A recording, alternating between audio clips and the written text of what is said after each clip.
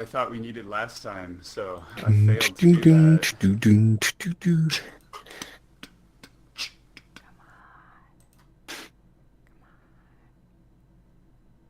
All right, we're live. We're live. Okay, I'm just gonna All end right. the stream just real quick.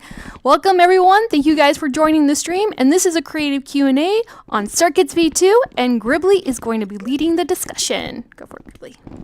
Yeah, thank you, Marisa. Hi, welcome everybody. Thank you for coming to chat with us about Circuits V2. Unlike last time, I don't really have much of a presentation planned, so I think this one's mainly going to be a Q&A, but I'll give you a little bit of just a high-level update of where we're at. So we're still kind of working towards bringing Circuits V2 out of beta. Our target has been end of March. Realistically, it's going to happen more like into April, but we're tracking pretty well. The things that are really top of the priority stack for us right now are nailing down what we call the execution model and the networking model for circuits. We talked about this a little bit last time, and we're sort of deep into iterating on that and making sure that we've got the rules for how circuits are going to execute just 100% nailed down, so that once we start kind of bringing it out of beta and people start making inventions, we can be certain that we've got all of that stuff right. So unfortunately, that means we don't have any exciting updates for you in terms of like, here's all the fancy new features we've done.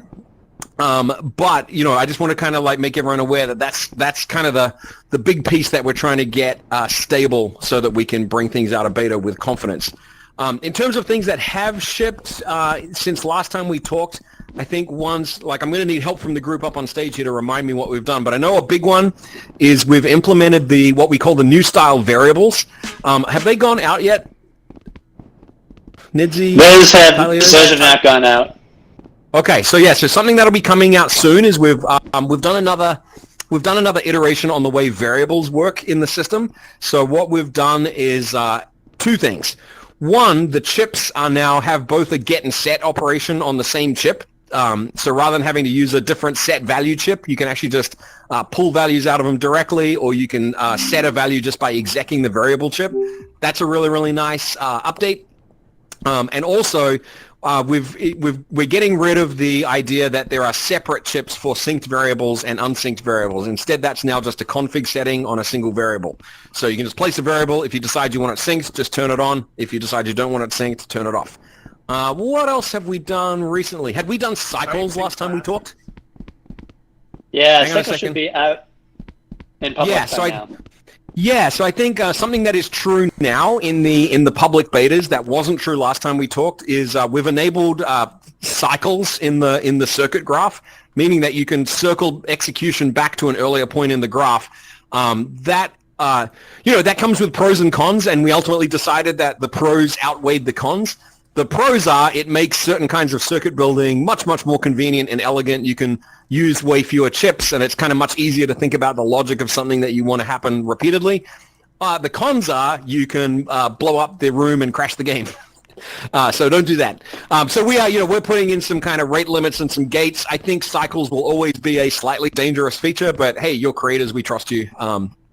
Just try not to divide by zero and explode the universe. What else went in? Bryhol, what did you say? I didn't hear you. Yeah, I was going to say, with a variable release, we did some work with types and classes. So, Tyler, do you want to speak to that? Yeah, so right now, all your objects in your room, like your buttons, your trigger volumes, everything with one of those yellow ports has to be connected to one of those creation object conversion nodes, like to creation object, to use it with some of the creation object ports. That won't be necessary in the next version. Cool. And then the other thing that's packaged with that and variables is the player logic board stuff. So. Ryguy, you want to talk about the player logic board? Yeah, for sure. Those ones are pretty cool. So we've looked at how there's objects have object boards, and you can edit into them and add things to them. We've done something similar for players, so you can go in the next update and add a player definition board to your room, and you can add logic in there, and once it's in there, you'll see a board kind of above your player, and that logic is propagated to all players. So you can have neat stuff like stats and inventories, and stuff all over all players in the room, which is pretty convenient. So be on the lookout for that. It's a lot of fun. Yeah, that'll be a fun one, and we'll look forward to feedback on that one. The only other thing I can think of, I really should have organized my list before I came to this, shouldn't I? But it'll come up as we do Q&A. The other thing that we kind of did internally that was a lot of fun was we built a little paintball test using Circuits V2. We called it Shitty Paintball. This is an internal only thing for now. The goal was just to prove out that we could create gameplay that felt very much like our Rec Room original paintball, but built using Circuits V2.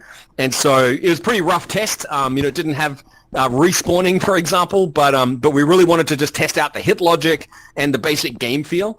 And I think the good news is we really felt like it felt indistinguishable from quote-unquote real paintball. And as a reminder, that's like the ultimate goal of Circuits V2 is to make it so that the stuff that you build with Circuits and with the Maker Pen is at least as high quality as the stuff that we build in our RROs, So obviously a lot of work to do to get there, but that's the goal. So this was a really important milestone to hit, was like, hey, can we build paintball with CV2 and make it feel like real paintball? And yeah, we had a bunch of people on the team play it, and everyone was like, yeah, this feels great. It feels really responsive. Feels way less janky than a lot of the Circuits V1 powered stuff that you do. So that was a really exciting milestone. We'll probably do more iterations on that in the future. But yeah, that was really just kind of a proof point of like, hey, is this thing working at all? So that was great. Anyone else got other things they can think of before we just open it up for questions? Oh, and actually, point of order. I meant to say this right at the start. I need to leave at 1:15. I'm very sorry. So I only have 45 minutes today. So just keep that in mind. I will disappear suddenly like a pumpkin at 1:15. What did I miss? I've got a couple more. All right, go. We've upgraded all our math nodes, so they now work with vectors. We've added a couple more math nodes that work specifically with vectors, like for people who know more math, cross products, dot products.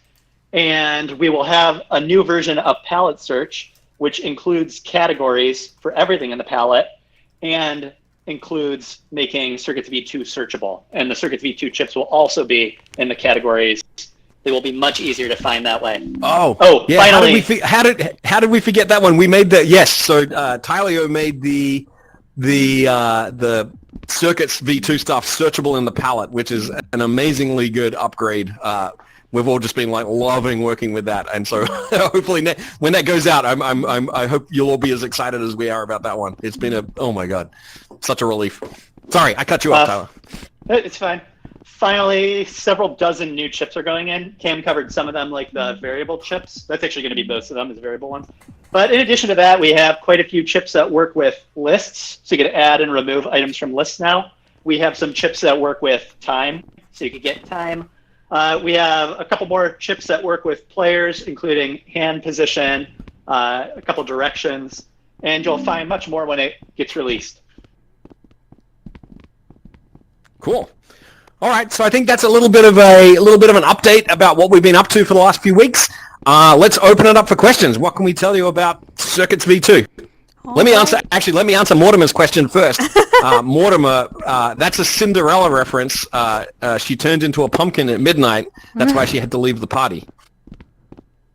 Oh, wait. Yeah. Hold on. Let me just check this. Try again, Mortimer. Okay, maybe it's just me. Can you guys hear him? Hey. I can, yeah. Okay. All right, Mortimer, hit me.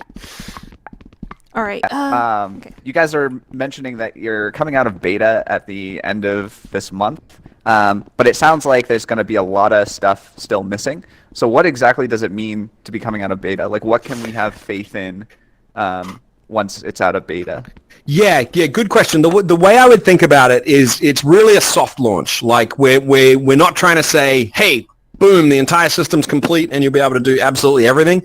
The reason we're coming out of beta, what we mean is we're starting to come out of beta so that Circuits V2 stuff will be available by default. You won't have to opt into the beta to see it, and you'll be able to bake it into Inventions. Those are really the two big differences. And so the reason we're doing that is not because we're done. We actually have, plenty more work to do. But we want to start putting more pressure on the system. So we want more people using it, and we want to force ourselves to deal with all the complexity of you can save it, you can share it in inventions, we can keep it working. It's kind of forcing us to kind of get the basic architecture a lot more solid. So I think there is still a little bit of fuzziness in terms of what's the exact list of stuff that's going to be coming out of beta first. But that's something we can take away from this meeting. And I know internally we've been talking about, man, we really got to get our lists known. So it's still a little bit fuzzy because we're still working on like I said, the execution model, just trying to get that nailed down. But yeah, the way I would think about it is it's a soft launch with the goal of testing the system in battle conditions and making sure that that inventions and things like that are reliable. Does that make sense? Yeah, and what about breaking changes? After the beta's out, what can we expect for breaking changes? So that is the goal of having a beta thing at all, is that anything that will have breaking changes will be behind the beta flag. So things that are out of beta, we're kind of making that commitment, we're not going to break this. So that's not to say we would never change it, but we would make changes in a way that we don't break existing content. We might upgrade things, we might adjust things, but the reason we have the beta flag is because we're not yet confident that we're not going to break it. Okay. The minute we take it out of beta, we're kind of saying, yep, this is how it works. You can rely on it now. Sounds good. Mm-hmm. All right. I'm going to go to Slippy Bacon. Can you guys hear me? Yes. Yes. Yep. Thank you. All right. So I have two questions. When can we expect a the leaderboard stat system for CV2? So the short answer is I don't know. The longer answer is probably, well, Bryho, you fact check me on this. I think we want to break ground on that in Q2. Let's talk a little bit in more detail about what we want to do there. So what Slippy McBacon is talking about, obviously, is the CB1 leaderboard stats system. And really, I think the spirit of your question is, and correct me if I'm wrong, is that one of the cool things about that system is it allows you, in a limited sense, to create persistence in your room, so that you can have cross-session stuff that you come back next time and you can continue on where you left off, which is awesome. We love that. The way we're thinking about it is we actually want to do persistence for real. We want to enable a much richer and more intentional persistence set of features. And honestly, we're not 100% sure how it should work yet. I think there's clearly a way to do it, but there's a lot of details about the right way to do it. So I think we're unlikely to just be hey, we're going to give you the exact same thing that you had in CV1. I think we want to take the opportunity to be let's actually give you a much richer persistence system, and give you something that's really intended to support that. Something that would be very helpful. I think I may have said this last time, but didn't really follow through on it, so that's on me. So I'll say it again, and this time I'll ask Bryho to help me follow through on it because I'm forgetful. It would be great if we could get from this group. Talk to us about specific experiences you'd like to make that are based on experience. Because I know it's easy to say oh, I want persistence in my room. What really, really helps us design the system is really literal specific use cases. I want to make an RPG that has these stats, that has these levels, or whatever it might be. Or I want to have a forest that grows and next time, the trees are the same height when you get back, or whatever it is. That level of specificity is super, super helpful for us to prioritize. Okay, this is how much data you're going to need to store. This is the types of data you're going to need to store. This is the frequency with which you want to get it. And crucially, and probably the most important part of the most confusing part of doing persistence is who is the data attached to? Is it attached to the room? Is it attached to the player who's visiting in the room? If it's attached to the player and you've got multiple people in the room, then whose persistence is updated? Is it everybody's? Is it just one person's? Do we need to support all of those? Because it depends on the experience. That's why we need specific use cases to really, really think this through. Because there's a million and one ways to do persistence, quote unquote. But there's probably a real sweet spot where we can get 80% of what people want with a relatively simple set of features. And that's the one we want to do first. that make sense? And to Yes. peel the onion a little bit, even with like these networking conversations that we're having, we're actually building things, like the developers are building things to test the different use cases. So having that list is really helpful for us because we can go through some of those and be like, does this work with the system that we've built? It's a really good data point for us. Yeah.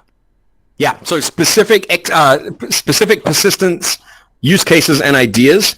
I would love to collate a list from that of that somehow. So if some combination of people in this room can help me collect that list, I would super appreciate it. Great.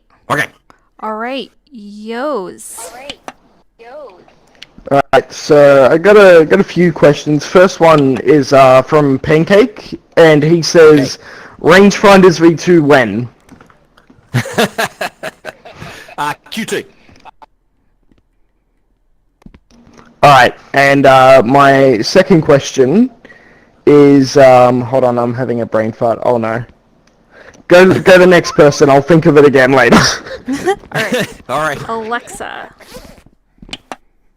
Hello. I had I have kind of a lot of questions to ask about CV2 since I couldn't make it to last time.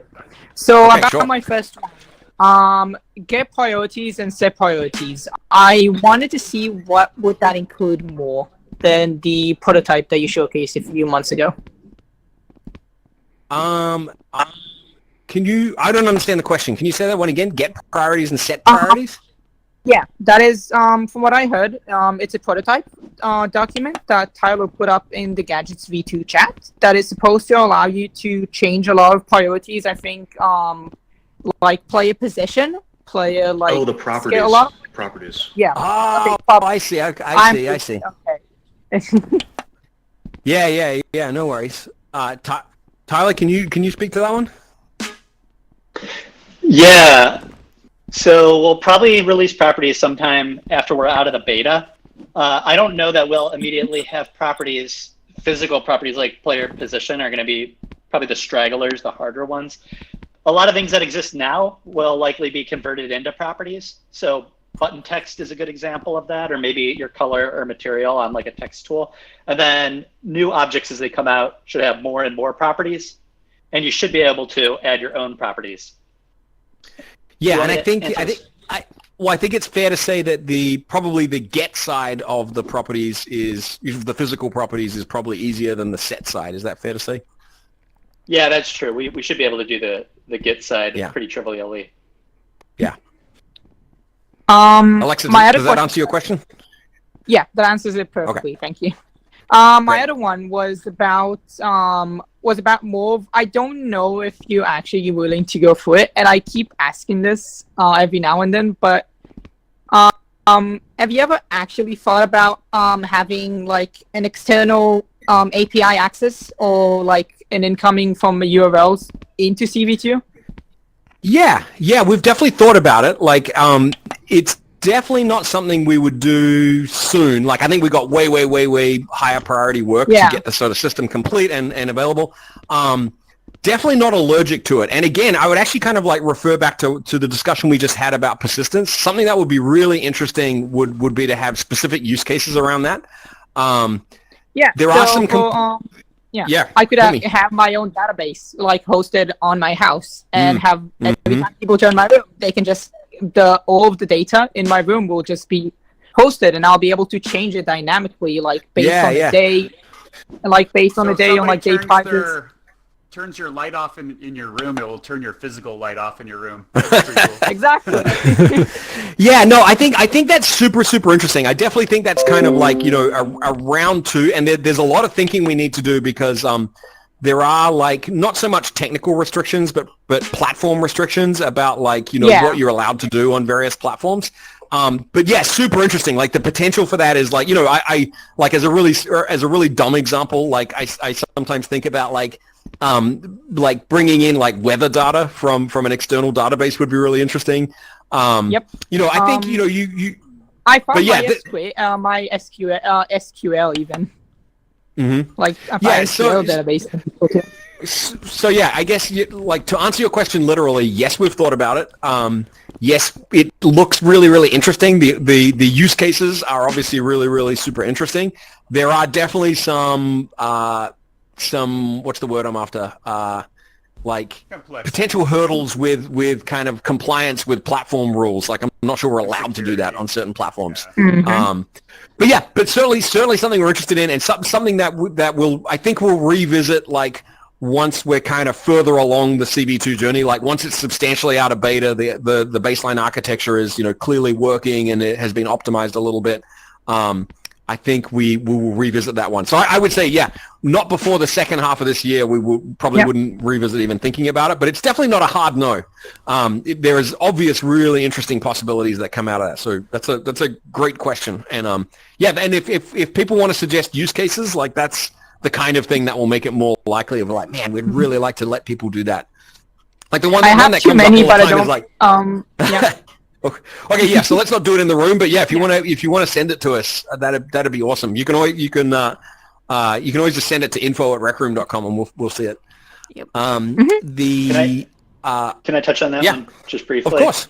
So I actually looked into that one yesterday. There's a lot of interest in doing it. Gribbly's right. The platform restrictions are the main thing. They don't make it impossible, but we've got to pass a lot of the data through our own servers first. So if something bad gets into the game, we could shut it off. And if something bad is coming out of the game, we could shut that off. So there's tech to build to get around those platform things, which is what pushes it out. Yep. I really hope you will be able to come for it, because I would really like to have that powerful, and I know that's what you're aiming with CV2. And that's like even a recent thing that I actually started exploring myself. Like I started to go around with databases as I'm building my own home lab system in my house. So I started to really go into it, and I just thought, hey, having this in Rec Room is kind of cool. Or even like, even like doing the opposite would be even cool too. Like sending data from Rec Room, like rooms, like being able to that one's probably easy. We get that question from the various like paintball leagues and stuff. Sometimes they want to run like websites that have leaderboards and things. Anyway, it's a great question. Yeah, so we'll revisit that in the back half of this year. But like, we're as interested in it as you are. Yep. Thank you, Alexa. Thank you, Alexa. Longwater. Did you have your hand up? Could we ever see the ability to like replace sound files with your own ones that you can import using like samplers v2 and stuff? So you could change the footstep sounds or the gunshot sounds of weapons. Yeah, I mean, yes. So I think, you obviously have a very crappy ability to do that with the sampler, right? Which has to come in through the mic input. There's nothing philosophically we have against that. Like, it's likely that would probably end up being a PC only feature. Because, really only the PCs got the easy APIs, the open APIs to let us do that. But yeah, probably. Great. We're going to go to Sharky. All right, so I've heard that when you guys are doing CV2, you guys are planning on removing most of CV1. How much of CV1 is going to stay? All of it. All of it, okay. Thank you. we actually can't remove CV1 because there's like millions of rooms that use it. And if we took CV1 out of the game, those rooms would stop working, we can't do that. So it'll stay there. So let me talk a little bit about what we think the rollout of CV2 looks like. So I think I said this last time, but I'll quickly say it again.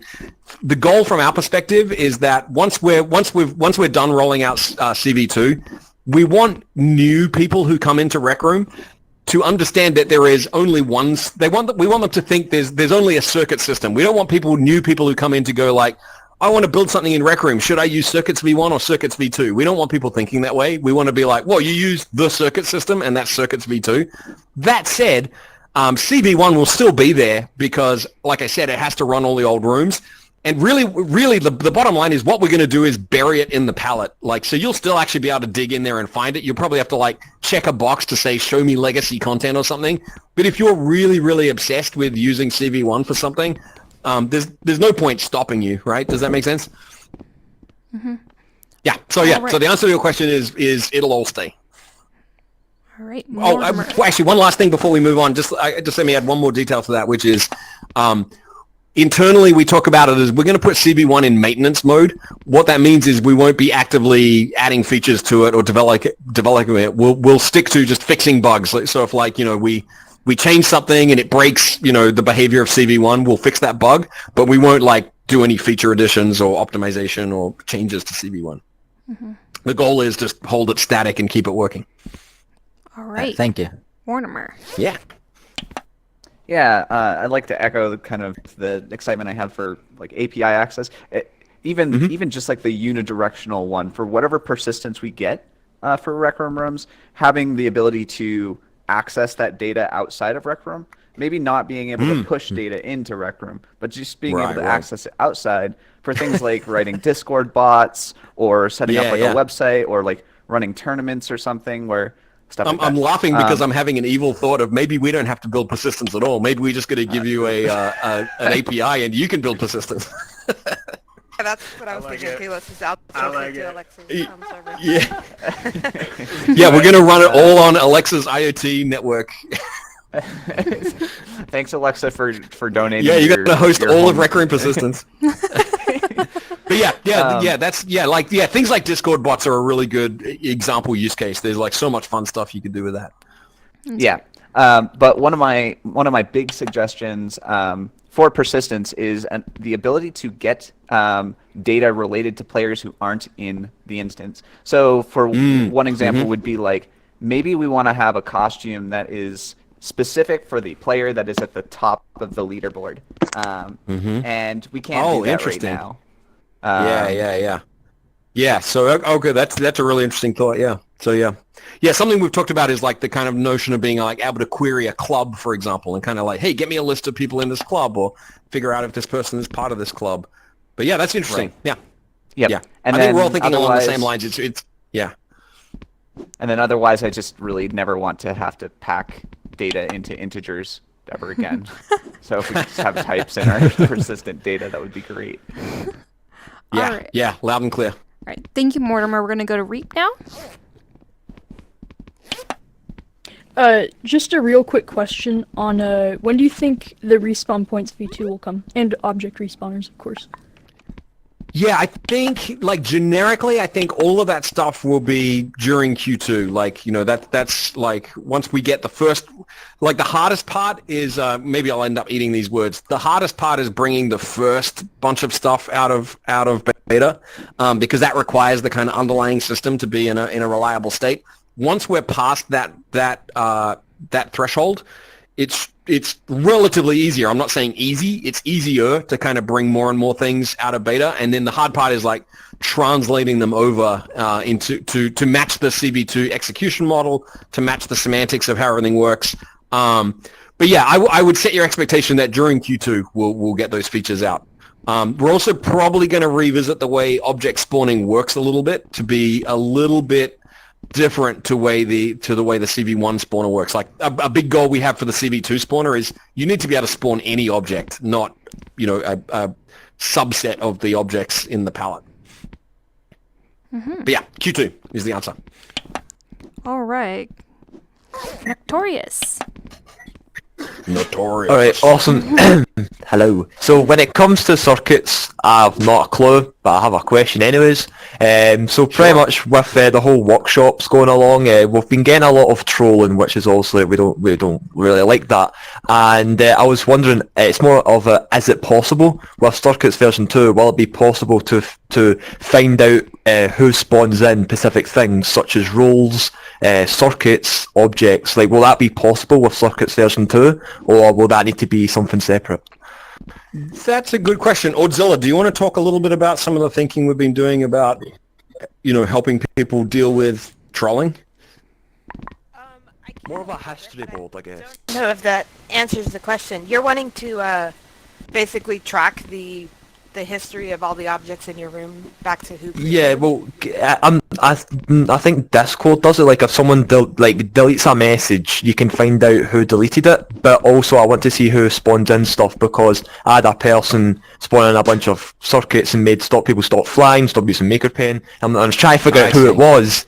And then I'm trying to, so I would like there to be an option, like even if it's on like the watch or like some big board, it'll say, "Oh, this person spawned in." I see. I don't know, Okay, so like so I think I can talk. And I don't think that's super impossible. Yeah, let me talk a little bit about that. Yeah, that's kind of something we've talked about in the context of trust and safety features. Is like, so we have some room moderation features. You can set mods for your room, and you have some additional capabilities, some tools for moderating your rooms. Something we've talked about is a moderation log. That's a tool we have internally for our kind of internal trust and safety. Is we kind of can see what kind of moderation actions have taken, and they're all time-stamped, and we can kind of reconstruct what's going on. Yeah. I think that's something that sounds like it would solve your problem if you had a moderation log. So it's not for all players, but anyone who's a moderator in the room, they can see like Notorious spawned in such and such an invention, and you'd be like, aha, I see, it was Notorious who spawned in that Notorious invention. Because I think because a lot of workshop people have been at least with all the workshop owners that I've been speaking to, they would all kind of like that just because of that reason, because obviously we don't want people trolling. It takes forever to try and find out who it actually was. That totally makes sense. Yeah, and that does seem like a fairly simple thing that we could do to make it easier to deal with that. Bryhor, I'm assuming you're taking notes, or someone's taking notes. Oh yeah. Yep. Oh yeah. All right. Thank you so much, Notorious. We're gonna go to Thanks, Notorious. Yeah, we're gonna go to Yo's now. Did you remember Yo's? Yes, I remembered. I slept in this morning, so I'm not great today. About player logic boards, what sort of internal events can we expect to see come on release, and what can we see in the future? This sounds like a good Guy question. Yeah, that's a good question. Do you mean like global events that we offer in the event receiver right now, or like ones you can make? Inside the control panel. The player logic board. Right. So you can expect that any custom events that you make will work exactly the same like they would in object boards. So you can make your own events and fire them off and receive them inside of the player boards as reliably as anywhere else. There's a few global ones we might need to look at again because there's some weird timing stuff, but for the most part you can expect all the global ones should work reliably inside of there. Yeah, I'm more asking about like so you know how with trigger zones you get like player entered trigger zone, what sort of those sort of events can we expect to see? So stuff like that are things you'll have to pass along yourself. So you won't get stuff like entered trigger zone on the player, but those are all things that you can kind of pass along via events or other means in the future. Does that kind of answer your question? So there's a few specific ones. Like for example, for the internal shitty paintball test that we did, right? Like we had one that was projectile hit. That would tell you hey, I got hit with a weapon or something. So there's some events that are specific to players, like anything that would happen to the player, you could expect you'd find that inside of the player board. But stuff that has to do with other objects, you would not find inside there, like the trigger zone one. You'd have to pass I'm more concerned about the ones relating to the players, if that makes sense. Like I just use that as an example for trigger zones. What's the specific one you're hoping to see, Yos?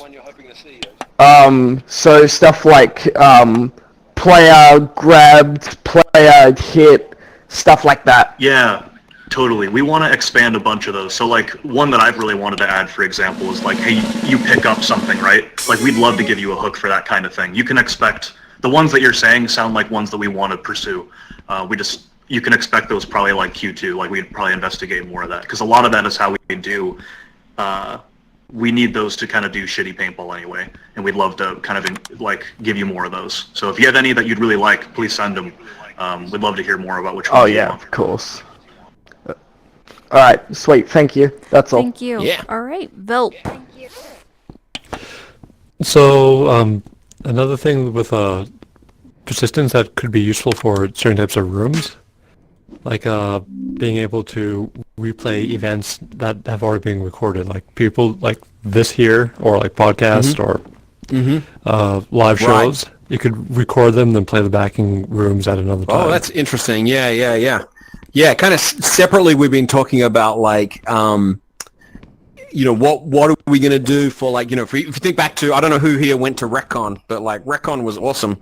But one of our takeaways from RecCon is we need to be able to support larger events. And so we've been kind of talking about like what that looks like. And so, yeah, kind of idea of like replicating events like this. Like imagine we can have this event, but you've got like overflow rooms with audience, and then like anyone on the stage is kind of replicated to the overflow rooms. It's kind of interesting because that kind of creates a data stream that you can then potentially like store and play back. I'm just kind of talking off the cuff here, but like, yeah, that's an interesting thought. Like, so yeah, grabbing that as a type of data is an interesting thought. I don't want to promise that we are or are not going to do that, but I definitely agree that's an interesting possibility for sure. Great. All right. Before we move on, we're gonna go ahead and answer some questions from the YouTube, from questions from the chat there. Trunks, do you have any from the internet? Yeah, from the internet.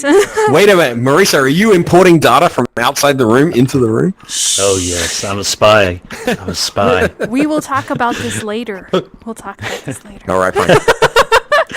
Okay. Well, I'm forever crawling. Excuse me. Hello. As far as questions from the stream, we've got one that's come up. What is the plan for vehicles to come to CV2? And an expansion on that question, someone wants to know if it will allow creators to make cars with steering wheels, pedals, and maybe even gear shifting.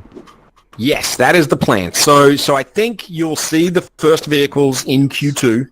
The way we're going to approach it is we're going to build specific vehicles, and I think the very first vehicles you'll see are just going to be in the palette, and you'll be able to just kind of spawn them, drive them around. That's going to force us to solve like the steering wheel, gas pedal, all that kind of stuff. And then what we'll do is kind of break that into modules that you can then use separately and build custom vehicles. But that is being actively planned, and we'll be breaking ground on that very, very soon. So, I know probably setting myself up for another 4 years of go-karts questions. But yeah, we are like, it's very, very high on our priority list to get vehicles into the game generally, then into the palette, and then the modules that make vehicles into the palette so that you can create custom vehicles. Woo! I know it's been a long time coming. I know I've been talking about it forever, but we are doing it finally. All right, let's hear a yay in the chat, everyone. Let's hear a yay in the chat. I'm actually coding it with my left hand right now while I talk to you. Right now. Yeah. Okay, we've got one more quick question that comes from Dr. Grape. He is currently making a PvP room with CV2, and it has a custom building system. And it's using pistons, but he realized the pistons don't have a target position like the CV1 piston does. He's curious when we will get that feature. That is a good question. I don't know of a specific reason why we don't have that. Guy, do you know? Sure. So yeah, kind of early on, we made a bunch of primitives for CV2 and launched them, and that's kind of like a soft launch for those. Like we kind of want to take a stab at revisiting those at another time to add those kinds of things that you want. They don't have everything that the CV1 versions have, and you can't kind of do everything as easily as you could. So we'd love to revisit them. I don't know when we'd do that. Probably Q2, I'm guessing. Yeah. But if you have specific things you'd want to see on the CV2 ones, we'd love to hear it. Sounds like the target position one would be a good one to write down, Brian. Be good. Yep. Yeah. Okay. Yeah. That's good feedback. Sounds like we need to add that.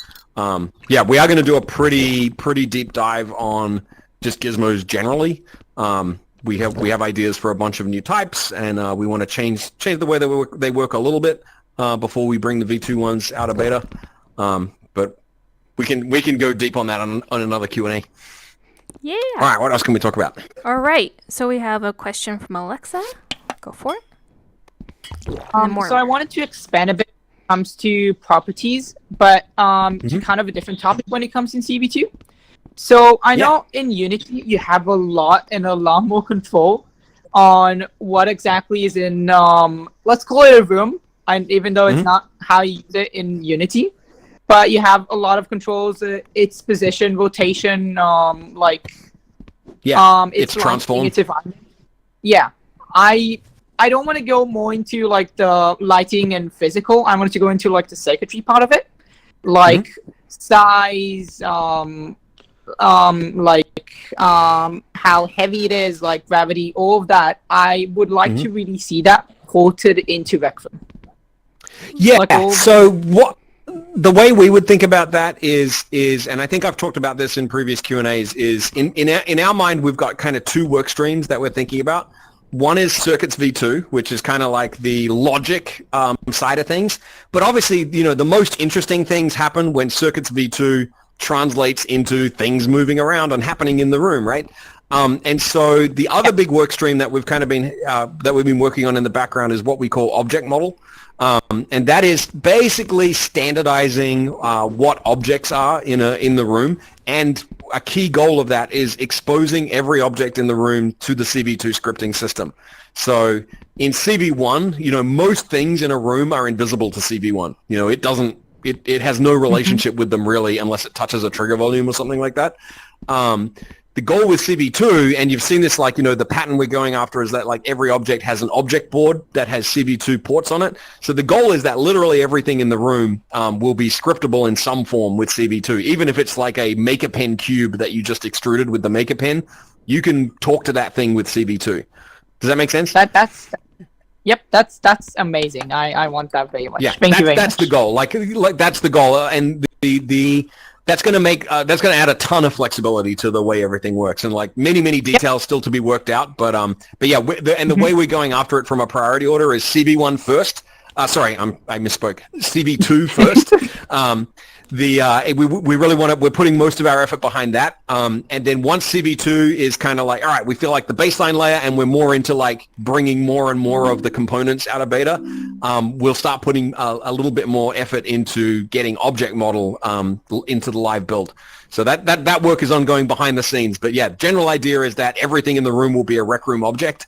Actually, let me talk about this real quick, because I'd like to just kind of, I've got to go in about 2 minutes, but let me just kind of plant a seed for everyone to think about. And I'd love, if we get questions on this in the Discord or people have feedback, with some clarity that we've kind of arrived at over the last couple of weeks that we think works really well, is kind of classifying the different types of object in the system. Just kind of generally, you want to sort of if it's not a player and it's not the room, you sort of want to call it an object, right? Like the couch is an object, the magical talking stick that Maurice's holding is an object, that camera there is an object, right? Everything's an object, right? That's perfect. We wanted to kind of divide those objects into some more specific categories based on the rules of how they work in the system. So the first category is what we call Rec Room objects. And that was kind of what I was just talking about. Pretty much everything you see in the room is a Rec Room object. And basically they're all automatically synced. So they're all in the same state for everybody. You don't need to do anything to sync them. And they've all got Circuits V2 connections so that you can talk to them with the CV2 system. Rec Room objects. The second class of objects is chips. So those are chips in the palette. They're only visible when you're holding the Maker Pen. We call that the circuit layer, right? They're only visible in circuits.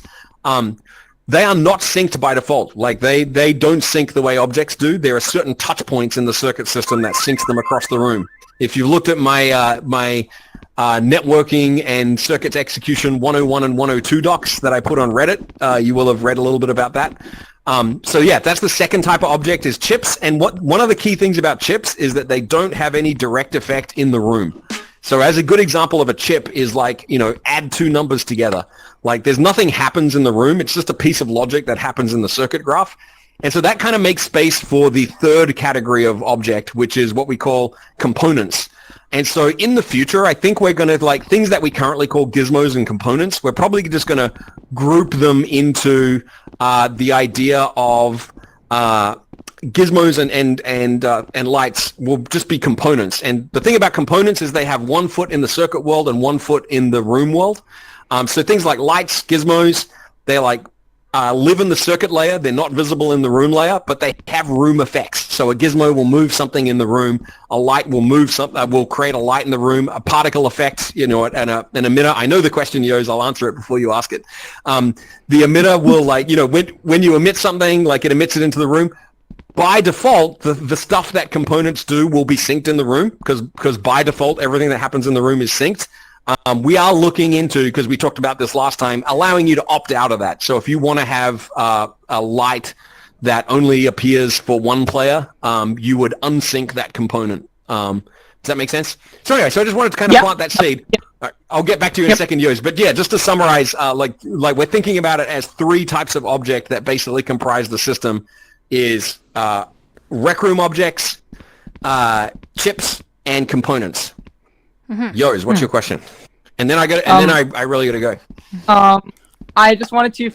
Sorry, Alexa. Sorry. Do you wanna? That's all right. All right. So my question, it's not really related to locality because I knew you were gonna answer it anyways. But at the moment, the impulse chips are a pretty weird way to essentially mess with the physics of a room. Will we have an option to have more like persistent physics without having to update everything's? You mean like a kind of like a low gravity setting that applies to the whole room or something like that? Kinda, yeah. Like maybe a vector that like you can position and it like just constantly updates. Interesting. Or like, you could have like a wind volume or something, or like. Yeah, good question. Yeah, exactly. Yeah, let me just put that one on the list, and we can go into more detail next time because I'm kind of out of time. I wanted to answer Mortimer's question because he seemed very keen to ask something. Yes. Hello, Mortimer. Oh, can we hear you, Mortimer? I can't hear Mortimer. Heck, no, I'm all set. So object models. So you were talking about the object model thing, and I thought if we were able to have a way to like take objects and instance them in the room such that they don't have such a high ink cost or performance hit. Yeah. Is that something that is being considered, or?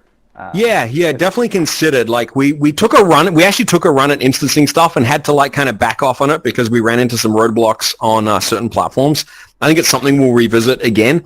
I think like when we get to the V2 spawner, that's something we got to think about. Like if we make it so that you can spawn literally any object in the room, like how is that going to work, right? Like are you literally instancing a new one, or are you grabbing something from a pool that was pre-allocated when you loaded the room? So yeah, good question. Probably a longer discussion than I have time to because I was meant to go 7 minutes ago.